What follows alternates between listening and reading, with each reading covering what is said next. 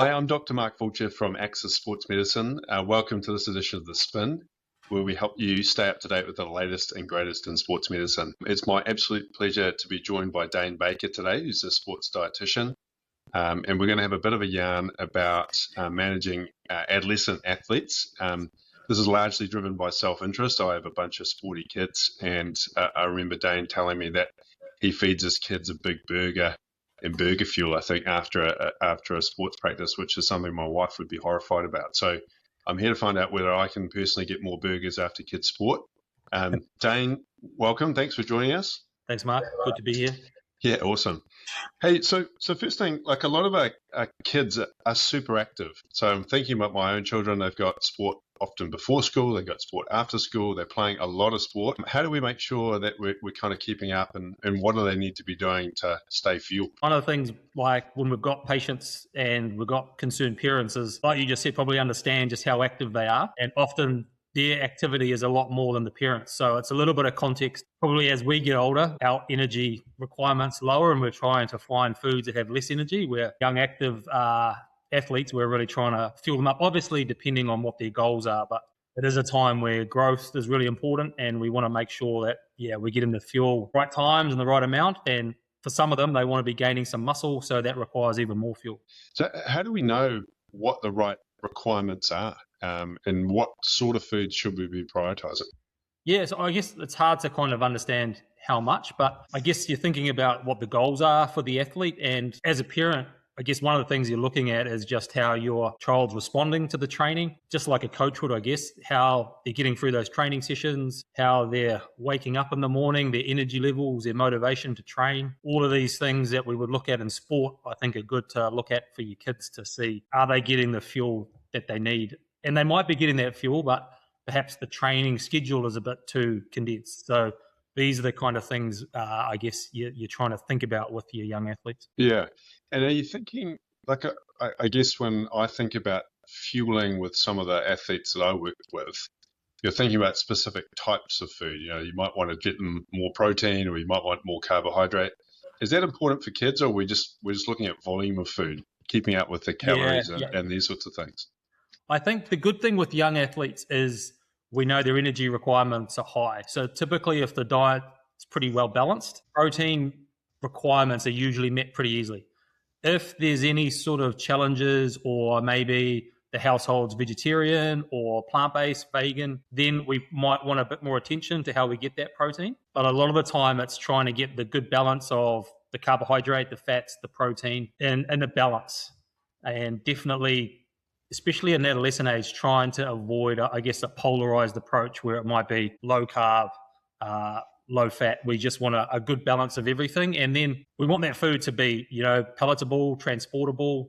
There might be times where the young athlete is just on a really hard training session, so their appetite might not be so high. So it's a bit of a jigsaw puzzle figuring out what foods can be tolerated. Yeah, right. And have you got any sort of go-to foods? What are the things that are easy to add on or put in a lunchbox or those sorts of things?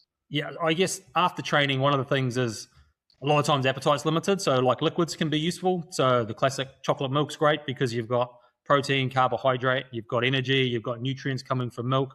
In the lunchbox, the hard part is that the kids are at school for such long days. They're often training before school, after school. So it does feel like a bit of a military operation to get the lunchbox packed. But I guess being more aggressive with the fueling would be the go-to, rather than, if you're worried you're overfeeding them, then I'd go with that than underfeeding them. And plenty of snacks, plenty of things that they can have across the day. And a lot of that, sometimes it does need to be packaged, but if you can make more from home, like quick meals on the go, stuff that can last through the day is pretty important. My kids are always begging me for a Gatorade or a Powerade. Obviously terrible for their teeth. What do you think about that as an option? I don't want to put the dentist off because I know they'll be pretty angry. I think that's a tricky one. So there's definitely sports that adolescents do where they will benefit from some added carbohydrate. So those are probably typically our swimmers, our rowers, some of our runners that are probably doing those sessions that are getting up to sort of the 90 minutes, closer to 2 hours, and maybe some of our football players for those really hard sessions. But I think in recovery, that's when we want to prioritize a little bit more nutrition rather than just the simple sugars. As that sort of stopgap measure, is there a role for it for, I'm asking for a friend or my children. Yeah. But is there a role to say, look, this is something that's palatable. We know there's a bunch of calories in it. Or is it just the devil's work? Well, it is easily digested glucose. So in that situation, if you've got young athletes, we're trying to get a lot of calories into them, we're trying to gain muscle mass, then those liquid calories can still play a really key part, especially if you've got a condensed schedule. So if you're going training to training, you've got to think about what you can tolerate in your gut. And that's where the sports drink can be a useful tool. Right.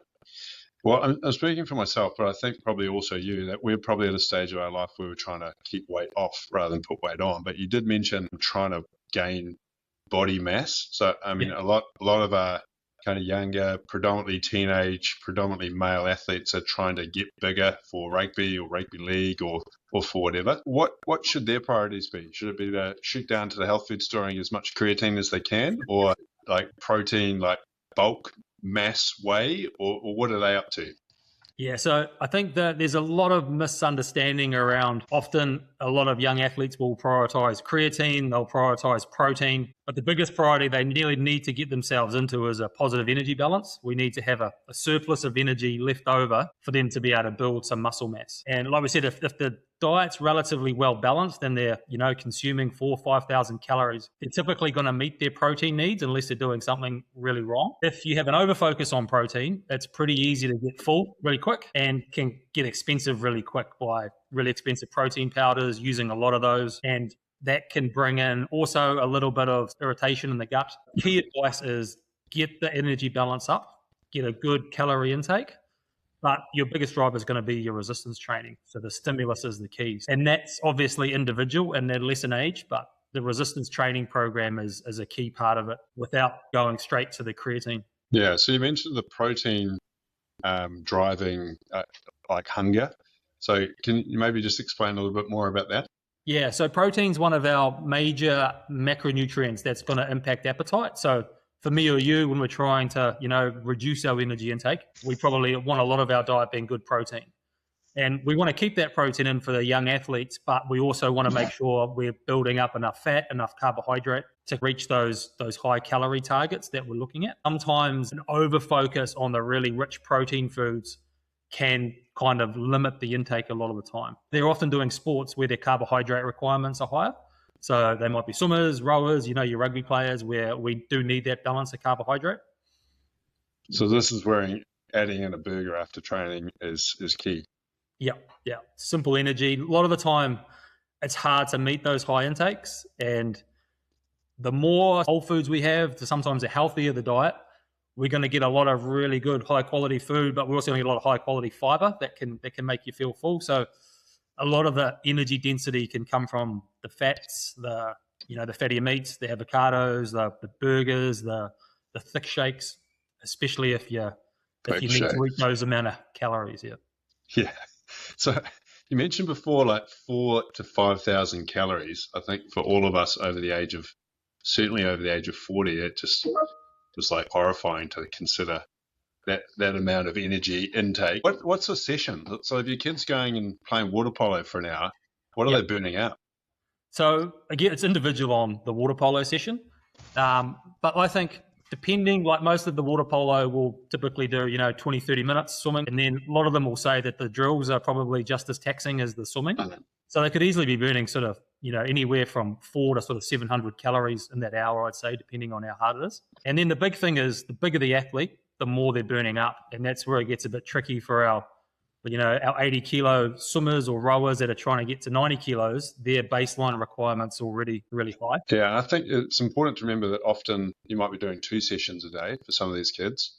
Yep. Plus, how many calories do you think they're burning up just cruising around, existing, breathing, sleeping, walking around school? What do you think that number is? Yeah, a lot. So a lot of our active kids are playing basketball at lunchtime. They've typically got PE. Some of them now have sports academies. So exercise energy expenditure is something we try to sort of calculate and sort of use as a bit of a guide for our patients. So at school, that could easily be 300 or 400 calories expended on exercise at school or time on their feet, 10,000 steps. And then we might be looking at anywhere from 500 to 1,000 in the morning and the afternoon. So it can get up to 2,000, 2,500 energy that's burnt. And that's just existing on the planet, really, isn't it? So then Yeah, so you're that would be on adding top. So that's that. where you get to that sort of, 4,000 or 5,000 for our adolescents. And it can go right up. And then we get our 80, 90 kilo athletes. And then that's when we get up to the 6, 7, 8s. At that level, it starts to get like, obviously a diet plan can get you so far. And then it's sort of creating a high energy environment for them to just constantly be eating. And yeah, parents get a little bit frustrated with the cost with me, but that's what that's what it often needs a lot of the time. Yeah. And so I guess the cost is a good one. So like if we're trying to not blow out the budget, so I guess it'd be easy to go down and buy some big protein powder or some carbohydrate, something. Like what about things like Wheat Bix or milk? Like where are the easy wins? Yeah, so cereal is good, especially like a big one often that's a nice window to get extra energy in is the evening. So that's where the Wheat Bix, the porridge, the cereal with milk, Greek yogurt, we can easily get those protein needs or those protein requirements where we need them, and then we can get the added carbohydrate and some fats in there as well. Yeah, and just if you can, obviously, the more that you can prepare at home, you can often save, like minced rice, chicken, pasta. If you can make these simple kind of meals in bulk, it can get those calories in a little bit cheaper than relying on buying food and packet food, which can start to put the cost up. Milk, dairy, all these things are great as well. Yeah, okay.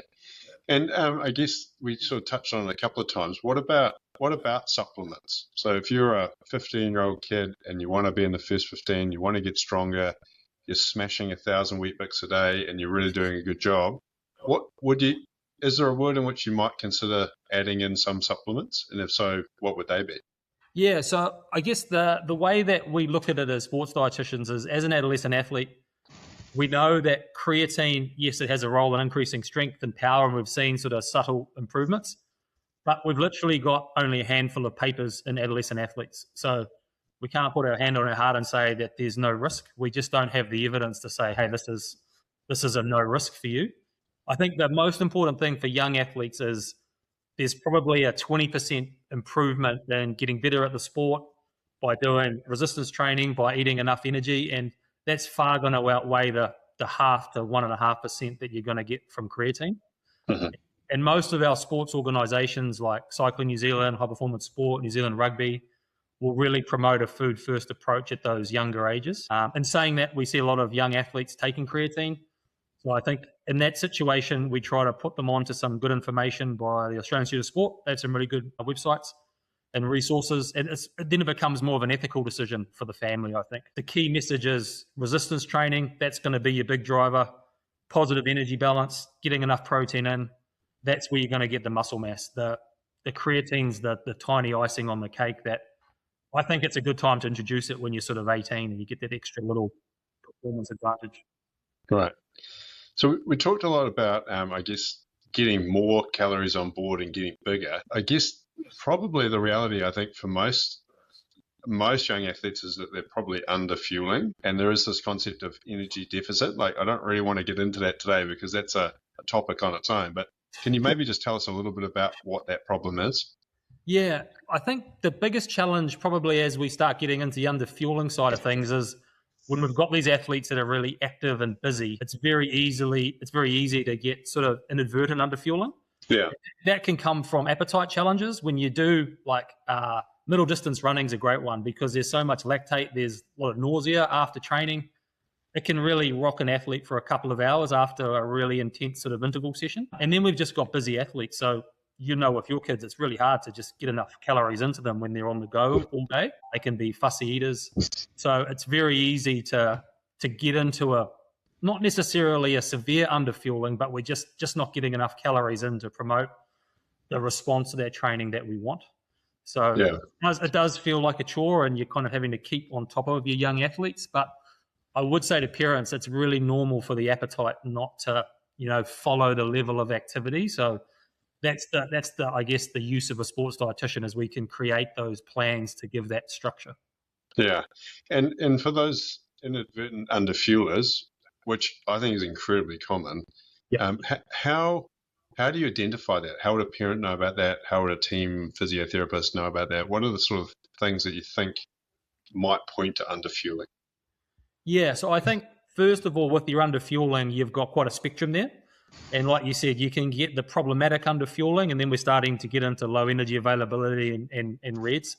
And we've got the sort of the inadvertent where they're just not fueling well and they're probably just not matching what they need. And a lot of the time, what I see with our adolescent athletes is they're getting the timing wrong. So if you're swimming in the morning, you're swimming in the afternoon, then you've really got to be quite strategic in getting that fuel back on board so you can then perform well in those afternoon trainings. So I think training performance is a key one. Sort of asking your child, how did you feel in that training? Like, how was your battery? Like, I try to talk about that with my kids, like, how's your battery today? Just getting that feedback around, like, oh, I just felt flat, like I'm struggling. That can often be quite quickly kind of reversed with getting the fuel on board early, getting them up 10 minutes earlier, trying to, help with some logistics. So I think the key theme is always getting fuel on board earlier in the day. That's a big one.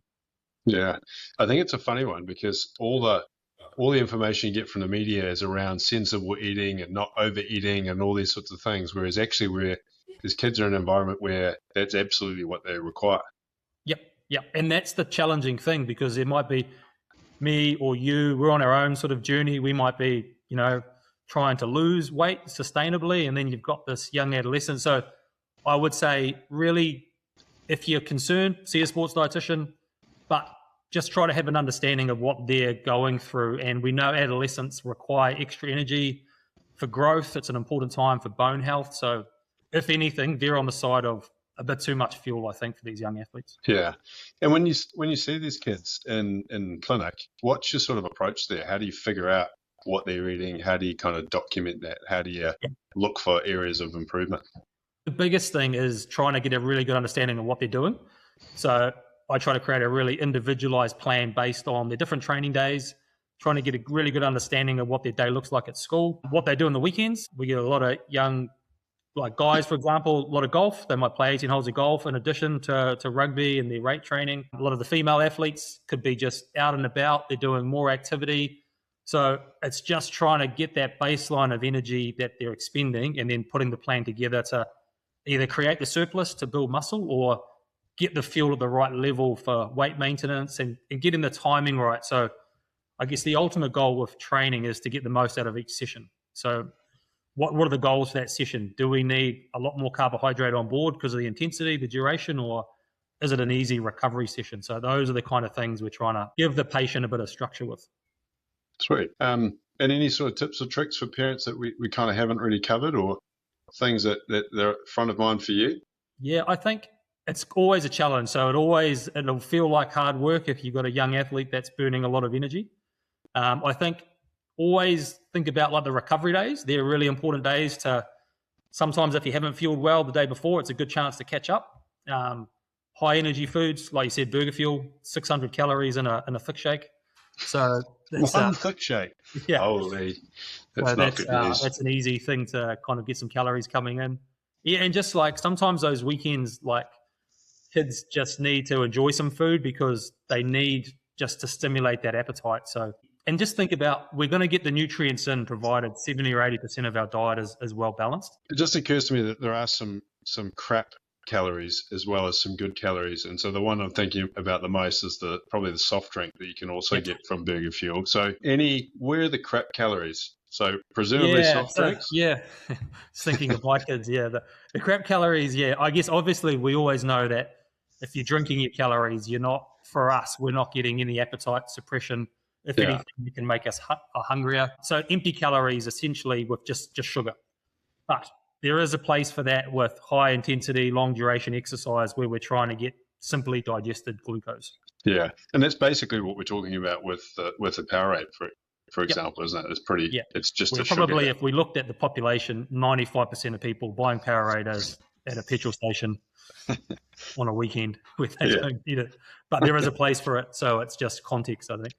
Yeah, and so you said the place for the Powerade was it's really when you're burning a whole heap of stuff and within a session. Yep, and sometimes in a tournament situation, so if you've got back-to-back events or you've got short recovery time, then you want that energy basically going through the gut and causing it the least amount of distraction or reducing the gastric emptying from the stomach to the intestine. So anything with fiber, anything with fat, anything with protein is going to take a little longer to get digested. Yeah.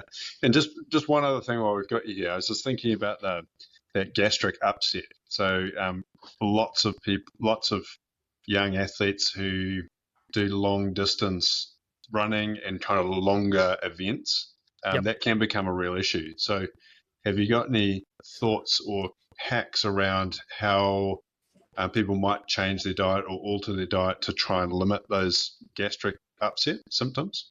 Yeah, especially in the morning trainings. So the morning trainings are always a challenge. So the key goal there is trying to just reduce the fiber intake. So if we're doing a quality session, it doesn't need to be a high fiber, high protein breakfast. It might be just like softer breads, bagels, there's cereals like cornflakes, just things that will just get through the gut a little bit quicker and provide that level of glycogen or glucose prior to the training. And then after that training, that's where we can get more of the high quality, the proteins, the fibers, the fats in there. And we've got time to digest that without having to worry about training. Yeah. And what sort of high fiber foods are we talking about? What are some common ones? Yeah, so like oats are a good one. I would say that everyone's individual here. So I've had swimmers that have 14 Weet-Bix before they get in the pool. Some have 2 and they feel full. So don't feel like you have to cut out fiber. And ideally, if your gut will get better at digesting food. And that's what we want to try to encourage, that your gut will adapt. So if you're not good at eating before exercise, just slowly starting it, you'll get more used to that feeling. But start on the lower fiber, and then like post training, that's where like your overnight oats. A lot of athletes now make overnight sort of Weet-Bix, things like that, smoothies that you can just have before school, which is really useful. What's an overnight Weet-Bix? So just similar to what you do with oats, you might mix 1 part Weet-Bix, 1 part milk, chuck some berries in there, some peanut butter, some yogurt, and it just kind of mixes into a nice sludge. Yeah, but tasty, energy dense, and that's where overnight oats are great because you can really chuck some nut butters in there, chuck a good amount of oats, some bananas, some protein powder, and you've got. I've been trying to stay away from those at the buffet when I go away on the weekends, but they're so tasty. Yeah. Anyway, moving on. Not about me. Hey, Dane, that's awesome. I mean, hopefully that's been really helpful for some of our listeners. It's certainly helpful for me thinking about how not to get grumpy with my kids when they're having their second bowl of Weet-Bix after dinner. Yeah, nice. Which is pretty common in our house. But I guess anyone that is interested in coming to talk to you, how best to do that? Yeah, just go through Access info and just give us an email. You don't need a referral, but it's just good to know what you're after so we know that we can help you before you come. And yeah, it's a busy time. It's a good time of the year. We often see our young rowers trying to put on a bit of muscle before the summer season. We see our rugby players trying to gain muscle, but we see our really busy athletes that just need a bit of help. So yeah, what we try to do is one plan that can get you going for a long period of time and just create some good habits and help you sort of sort out your training and what your goals are muscle mass wise. Awesome. Hey, well, thanks again, Dane, and thank you all for tuning in. Stay up to date with what's happening at Access through our Instagram page, which is The Spin from Access, or we're also on Facebook and LinkedIn, and just find us by searching Access Sports Medicine. So thanks, Dane. Thank you all, and we'll see you next time. Yes.